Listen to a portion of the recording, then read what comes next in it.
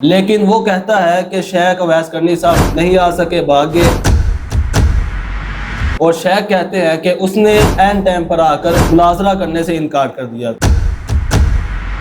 तो हकीकत जानने के लिए आज हम शेख अवैस करनी के साथ मौजूद हैं।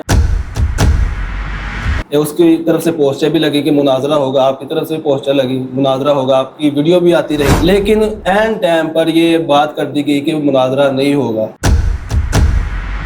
उसकी वीडियो है कि अवैस करनी साहब भाग गए। तो वजह क्या है इसकी? उसने कहा जी आपके साथ मुनाजरा करना चाहते हैं। हमने कहा जी बिस्मिल्लाह, ठीक है, हम तैयार हैं मुनाजरा।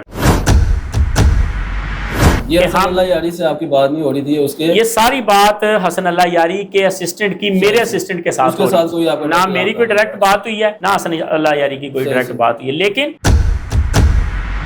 चौधरी उस्मान ने फाइनल किया कि हम इस मौजू पर मुनाजरा करने के लिए तैयार। अच्छा, फाइनल हो गया? हाँ जी, फाइनल हो गया।